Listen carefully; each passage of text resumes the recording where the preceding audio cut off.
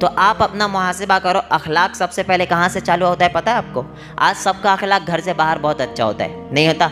घर से बाहर बिजनेस में पार्टनर के साथ बहुत अच्छे अखलाक है, घर के अंदर अखलाक कैसे पता वहीं चलता है कि अपने वाइफ के साथ अखलाक कैसे, अपने बच्चों के साथ अखलाक कैसे, दादा के साथ कैसे, दादी के साथ कैसे, जो घर में अपने फ़र्द रह रहे हैं, नाना नानी जितने भी बड़े हैं, सबके आपके लिए ज़रूरी है उनके साथ हुस्ने सुलूक करना। तो ये पता चलता है कि वहाँ पर आपके अखलाक कैसे।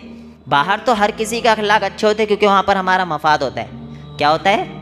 बाहर हमारा मफाद होता है, कुछ ना कुछ उसकी तरफ से हमें मिलने वाला होता है, या फिर कोई बिजनेस पार्टनर है तो ताल्लुकात ख़राब हो जाएंगे, पता होता है, कुछ ना कुछ मफाद होता है, तब इंसान बाहर अखलाक बहुत अच्छे रखता है, लेकिन घर के अंदर अखलाक अच्छे नहीं होते। आप बताइए, अगर कोई वालिद यहाँ पर ऐसा है जो घर के अंदर जाता है और बच्चे डर जाते कि अरे वालिद साहब आ गए, सब भाग रहे, वालिद साहब अगर बेडरूम के अंदर है तो बच्चे हॉल में भाग रहे, और वालिद साहब हॉल में तो बच्चे बेडरूम में भाग रहे, तो ये उस बाप के, उस वालिद के नाकाम होने की अलामत है। क्या है ये? उस बाप के, उस वालिद साहब के नाकाम होने की अलामत है कि बच्चे उससे डर कर दूर भाग रहे हैं।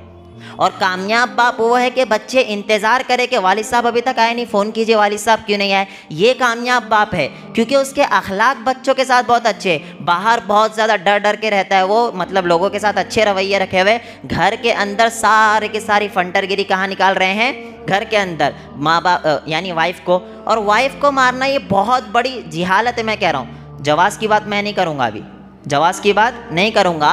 कई लोग ऐसे मिले, वो कहते हैं कि जो कुरान हदीस को मानने वाले कहते हैं कि हम सिर्फ कुरान और हदीस को मानते हैं, उसी में सबसे ज़्यादा तलाक़ के मसले मसाइल आ रहे, उन्हीं लोगों में सबसे ज़्यादा तलाक़ के मसले मसाइल आ रहे, और वही लोग सबसे ज़्यादा अपनी अहलिया को, यानी अपनी ज़ौजा, अपनी वाइफ को सबसे ज़्यादा वही लोग मारते। तो क्या कुरान हदीस में ये है कि अपनी वाइफ को मारो? और मैं ये कोई आपको किस्से नहीं सुना रहा हूँ, मेरे पास एक नहीं कम से कम 4-5 तो ऐसे किस्से आ चुके हैं जो सिर्फ कहते हैं कि हम कुरान और हदीस को अपना आइडियल मानते हैं, और वो अपनी अहलिया को बहुत ज़्यादा मारते हैं, वो अपनी अहलिया को बहुत ज़्यादा मारते हैं। मेरे भाई, रसूलुल्लाह सल्लल्लाहु अलैहि वसल्लम आइडियल है नहीं हमारे लिए? आइडियल है। अल्लाह के रसूल सल्लल्लाहु अलैहि वसल्लम सारी ज़िंदगी एक भी अहलिया के ऊपर हाथ नहीं उठाए, और सिर्फ अहलिया नहीं, सिर्फ वाइफ नहीं, आपने किसी गुलाम के ऊपर भी हाथ नहीं उठाया। रसूलुल्लाह सल्लल्लाहु अलैहि वसल्लम किसी इंसान के ऊपर भी हाथ नहीं उठाए, जंग के अलावा। जंग में तो लड़ाई करना कंपलसरी होता है, अगर नहीं लड़ोगे तो वहाँ पर गद्दारी हो जाएगी। लेकिन क्यों? अपने साथियों के साथ गद्दारी। साथियों को तो आप लड़ने के लिए लेकर चले गए, लेकिन आप खुद लड़ाई नहीं कर रहे, गद्दारी हो जाएगी। जंग के अलावा रसूलुल्लाह सल्लल्लाहु अलैहि वसल्लम पूरी ज़िंदगी किसी अपनी वाइफ के ऊपर हाथ नहीं उठाए।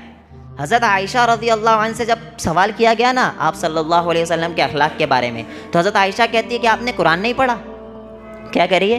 कि आपने कुरान नहीं पढ़ा। यानी कि रसूलुल्लाह सल्लल्लाहु अलैहि वसल्लम के अखलाक सारे के सारे क्या है? कुरान मजीद।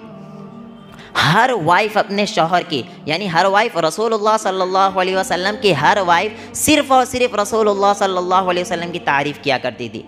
आज अगर मियाँ बीवी में झगड़े हो जाए, फितरी चीज़ें होते, कोई ऐसा नहीं है कि हर कोई उम्मुल मुमिनीन यानी उम्महातुल मुमिनीन की तरह ही वाइफ हर किसी को मिले, ऐसा ज़रूरी नहीं है, और कोई हो भी नहीं सकता है, और ना ही कोई रसूलुल्लाह सल्लल्लाहु अलैहि वसल्लम के जैसे अखलाक वाला भी हो सकता है। तो घर में लड़ाई झगड़े होते, नॉर्मल चीज़ें होते। हज़रत अली रज़ियल्लाहु अन्हु और हज़रत फ़ातिमा रज़ियल्लाहु अन्हा, इन दोनों के साथ जब लड़ाई झगड़े हुए तो हम कौन सी चीज़ है? हम कौन सी चीज़? लड़ाई झगड़े होते, नॉर्मल चीज़ है। लेकिन मसला ये है कि जब लड़ाई झगड़े घर में होते ना, तो एक दूसरे की तारीफ़ करना ही छोड़ देते।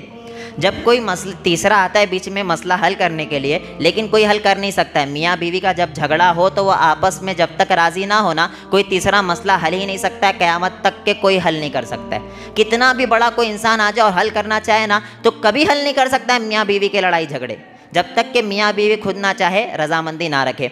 तो मसला ये है कि जब कोई भी आता है सवाल करता है तो ये इसकी बुराई करती है, इसके सारे अयूब फाश कर देती है, और ये इसकी बुराई करता है और सारे अयूब फाश कर देता है। और आपको पता है हज़रत नूह अलैहिस्सलातु वस्सलाम, हज़रत नूह अलैहिस्सलातु वस्सलाम, वज़रबल्लाहु मसलन लिल्लज़ीना कफ़रू इम्रअता नूह व इम्रअता लूत कानता तहत अब्दैनि मिन इबादिना, यानी नूह अलैहिस्सलातु वस्सलाम और लूत अलैहिस्सलातु वस्सलाम की बीवी ने कुफ्र किया, और अल्लाह रब्बुल आलमीन उन दोनों को कहाँ डाल रहा है? जहन्नम के अंदर। है पैगंबर की बीवी। यहाँ पर मैं जो चीज़ बताना चाह रहा हूँ वो ये है कि नूह अलैहिस्सलातु वस्सलाम की बीवी के बारे में मशहूर था कि वो नूह अलैहिस्सलातु वस्सलाम के राज फाश कर दिया करती। तो पता चला कि आज अगर कोई अहलिया और कोई शौहर ये सब काम कर रहा है तो कौन से तरीके पर अमल कर रहा है। अगर अपने आप को मानते हो कि हम किसके उम्मती है, मोहम्मद रसूलुल्लाह सल्लल्लाहु अलैहि वसल्लम के आइडियल मानते हो अल्लाह के रसूल को, तो हमें उन्हीं की तरह चलना होगा। ज़रूरी है अपनी अहलिया पर हाथ उठाना, अपनी अहलिया को गाली देना।